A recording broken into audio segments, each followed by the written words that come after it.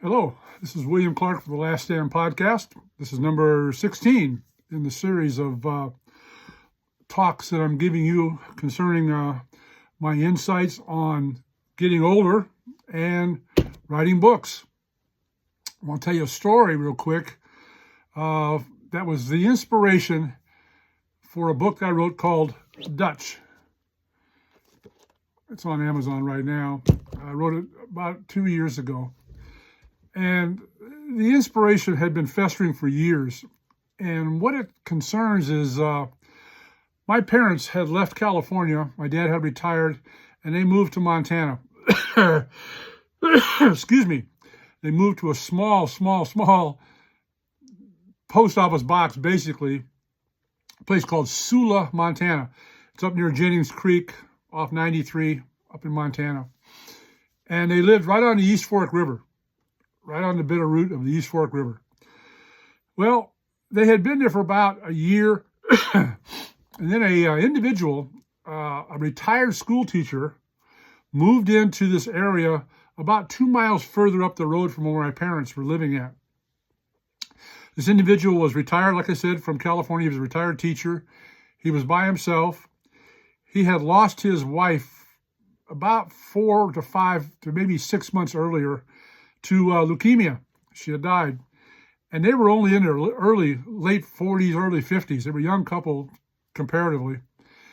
Anyway, after she died in California, he moved up to Montana into a small house or a small cabin about a mile further up the road from my parents' place. He was by himself, appeared to be in good health.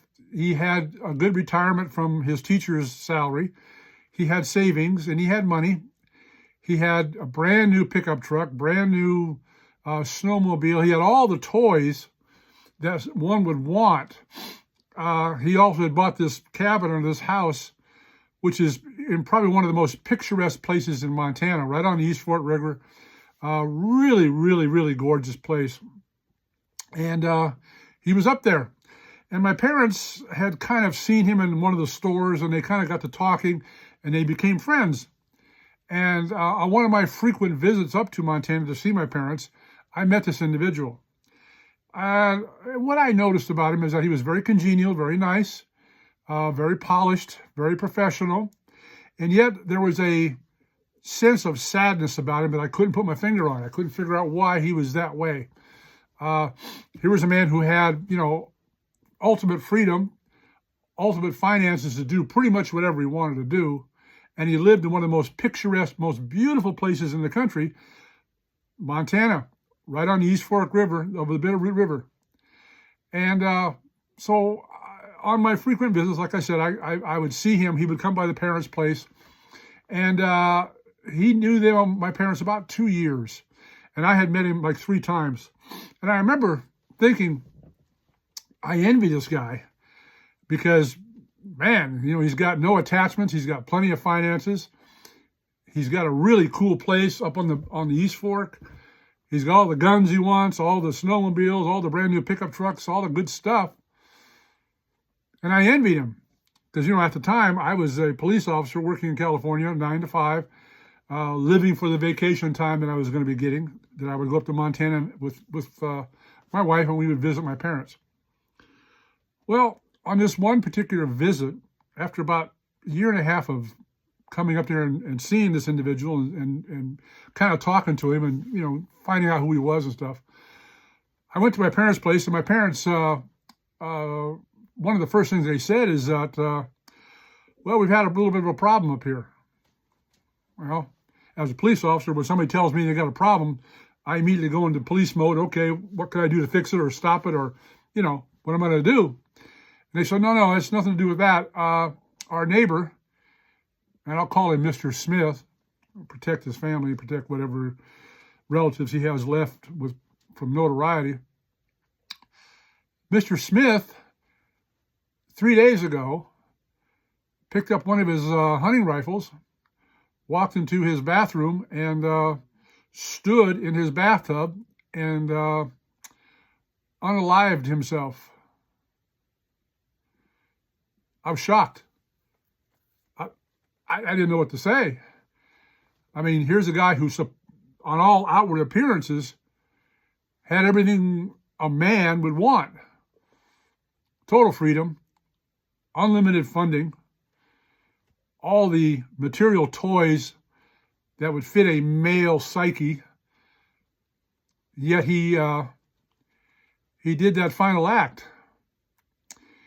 And talking to my mother at length in the evening after she had told me this, I asked her, was there any indication, did you get any kind of signal or sign that this individual was feeling this way? And she told me, she says, you know, he wouldn't talk to your father, but he would talk to me about how crushingly lonely he was and that he was not happy. And that even though he was in the most beautiful spot in the country and he had all the freedom to pretty much do what he wanted to do, he had told her that he had nobody to share this with anymore. He had nobody to be part of what he was living right now. And she told me, he said that he was in hell mentally. He hated to see the sunrise come up every day.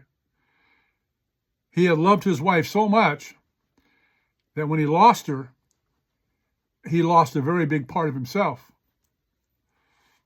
And that he couldn't hardly stand another day by himself. So when she passed on, he did probably the worst thing a person could do in that situation, is that he isolated himself.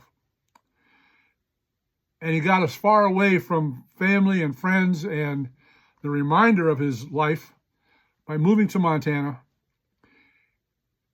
And then once he was in that pervasive, and it is pervasive, and it is solid, solitary and quiet of the Montana mountains, the grief came back so strong he couldn't handle it. And I've often thought about that, and it had been an idea for how I would write this book called Dutch. Dutch doesn't mean the Pennsylvania Dutch.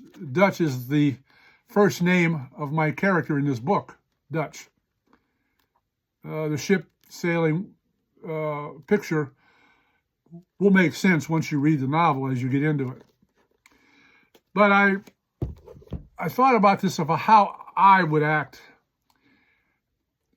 if I lost the person I most cared about in this world, and what meaning would this world have for me, and how would I act if that happened? I don't really know the answer to that. I know that possessions and money and perceived freedom would even come close to filling the gap that the loss would have for me. So, after thinking about this situation for several years, I do now understand why Mr. Smith did what he did. Do I agree with it? No. It's a terrible thing. But I can't judge it, because I think I know how he felt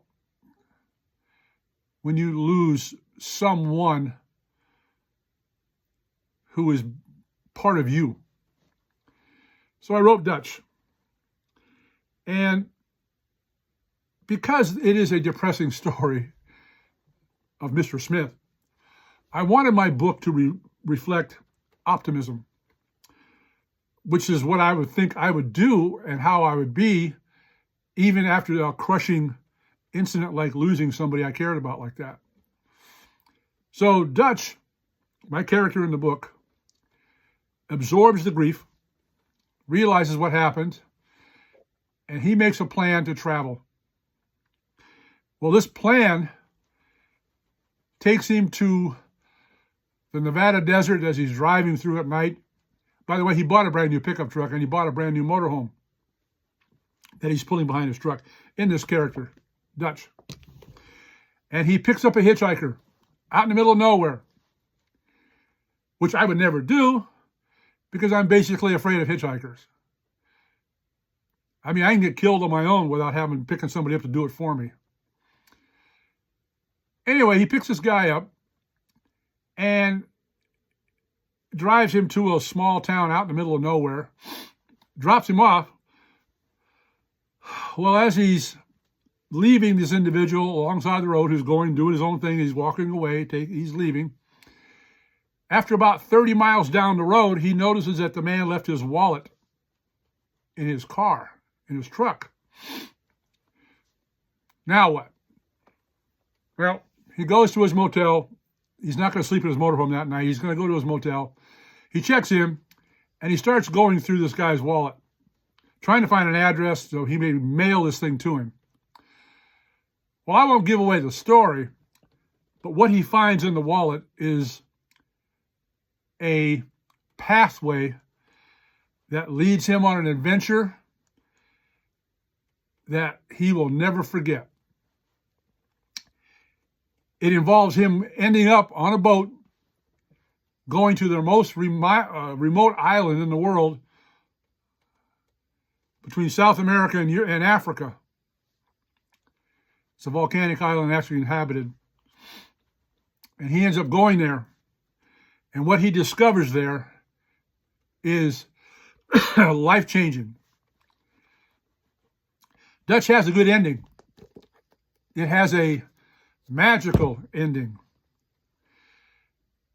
But the adventure started through crushing grief. And somebody who's decided that, you know what? I am not going to let this grief destroy me. I'm going to fight it, I'm going to absorb it, and then I'm going to move off of it.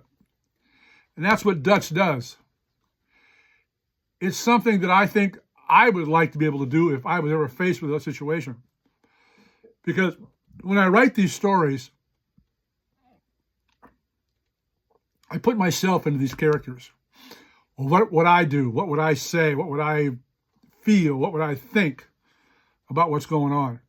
And how would I react to all the external things that are coming in on me? Dutch is a terrific story. It'd make a great movie.